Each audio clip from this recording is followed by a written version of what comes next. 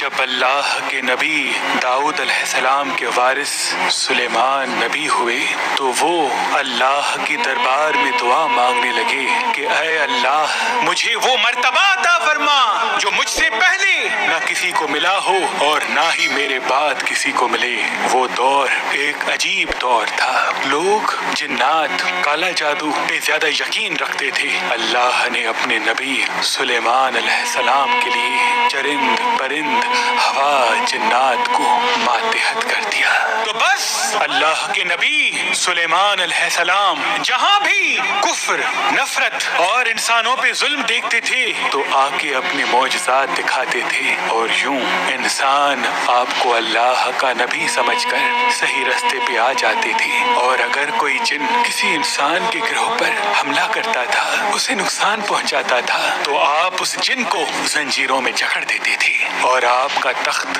فضا اپنے کندھوں پہ اٹھائے پھرتی تھی، آپ آسمانوں میں پرواز کرتے تھے۔ تو ویسے ہی آپ آسمان میں پرواز کر رہے تھے، اتنے میں ایک جن آ کے آپ سے کہنے لگا کہ اے اللہ کے نبی، زمین پہ بابل کے پاس جنات کا ایک گروہ انسانوں پہ ظلم کرتا ہے، اور وہاں کے جن انسانوں میں حلول کرتے ہیں اور پھر انسانوں کو تکلیف دے کے یہ منواتے ہیں کہ ان کے پاس غیب کا علم ہے، اور یوں انسان بھی صراط مستقیم سے ہٹ رہے ہیں۔ جیسے ہی اللہ کے نبی سلیمان نے اس بات کو سنا تو آپ اپنے تخت کو بابل کی طرف موڑتے ہیں اور اس گروہ کے پاس آ کے کہتے ہیں اے تکبر میں رہنے والو، اللہ سے ڈرو۔ وہ جنات کا گروہ حضرت سلیمان کی طاقت سے ناواقف تھا۔ اس میں سے ایک جن لیاب کہنے لگا ہم کسی سے نہیں ڈرتے اور ہم اپنی مرضی چلاتے ہیں، اور اس کے قبائل کے کچھ جن حضرت سلیمان علیہ السلام کے تخت کے چاروں طرف سے آ جاتے ہیں اور کہتے ہیں اگر تو واقعی سچا ہے تو ہمیں قید کر کے دکھا۔ تو بس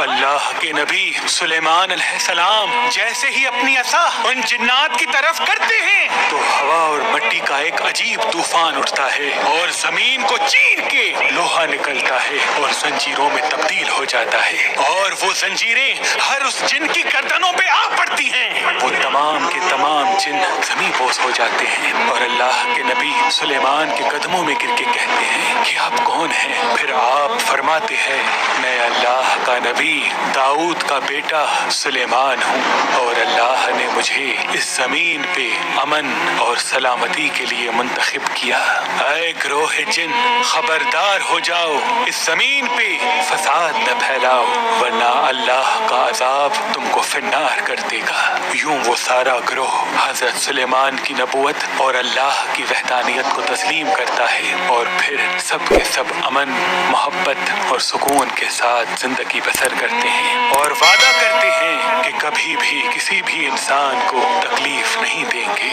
بے شک اللہ جسے چاہے اپنی خاص رحمت اور طاقت سے نواز دیتا ہے، وہ ہر دعا کو سننے والا اور سب پہ کرم کرنے والا ہے۔ اے اللہ اس پورے جہان پہ اپنا کرم فرما اور ہر انسان کی دعا کو قبول و مقبول فرما، آمین۔